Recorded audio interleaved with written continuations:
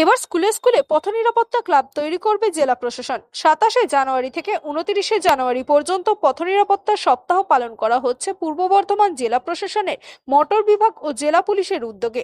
সোমবার পথ নিরাপত্তা সপ্তাহে বীরহাটা থেকে কার্জন গেট পর্যন্ত একটি র্যালির আয়োজন করা হয়। পাশাপাশি সচেতনতা প্রচারে একটি ট্যাবলো উদ্বোধন করা হয় ও রাজ্য সরকারের চোখের আলো প্রকল্পে চশমা বিতরণ করা হয়। উপস্থিত ছিলেন জেলা শাসক আয়েশা রানী এ, জেলা police super Sayak Das, RTO Gobinda Nandi সহ অন্যান্য আধিকারিকরা। জেলা শাসক জানান, পথ নিরাপত্তা সম্পর্কে মানুষকে সচেতন করার পাশাপাশি স্কুলের পড়ুয়াদের সচেতন করতে স্কুলগুলিতে তৈরি করা হবে পথ নিরাপত্তা ক্লাব। আমরা এই সপ্তাহে পুরোটা পথ নিরাপত্তা রাজ্য সরকারের ইনস্ট্রাকশন মতো আমরা নিরাপত্তা সপ্তাহ পালন করছি। শুধু এক সপ্তাহের মধ্যে আমরা সীমিত রাখবো না। আমরা প্রত্যেকটা পূর্ব বর্ধমান জেলার বাসীর কাছে রিকোয়েস্ট করবো সকলের যেন সবসময় 365 দিন যেন পথ নিরাপত্তা মেনে চলতে। হ্যাঁ, আমরা প্রত্যেকটা স্কুলে আমাদের তো অনেক ক্লাবগুলো রয়েছে, কনজিউমার ক্লাব রয়েছে, কন্যাশ্রী ক্লাব রয়েছে, সেভাবে আমরা ট্রাফিক ক্লাবও এবার শুরু করব।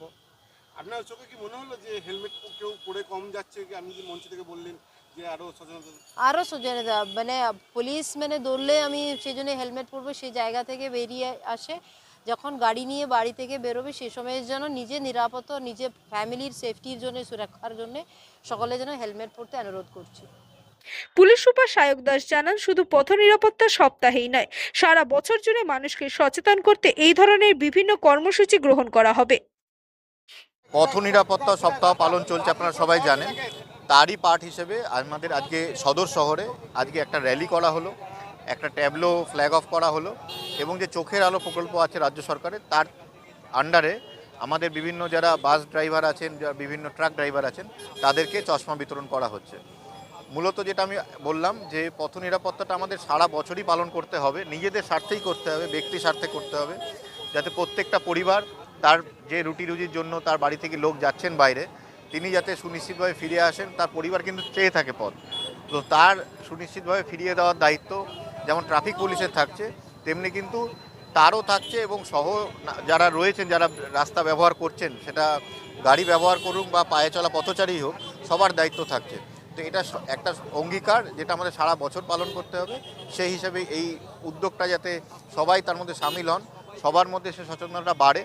এসডিএসএল প্রোগ্রামে আপনারা জানেন যে পাবলিকের মধ্যে সচেতনতা অনেকটা বেড়েছে, কিন্তু সেটা যাতে আরও বাড়ে, সেই হিসেবে এটা বিশেষভাবে আজকে এক প্রোগ্রামটা করা হলো। আমরা অলরেডি বিশ্ববিদ্যালয়ের সঙ্গে ওটা 31 তারিখ খুব সম্ভব 31 তারিখে ওটা গ্রহণ করা হয়েছে বিশ্ববিদ্যালয়ের সেমিনার হলে। আমরা ওখানকার স্টুডেন্টদের নিয়ে একটা পথ নিরাপত্তা সচেতনতা শিবির করব।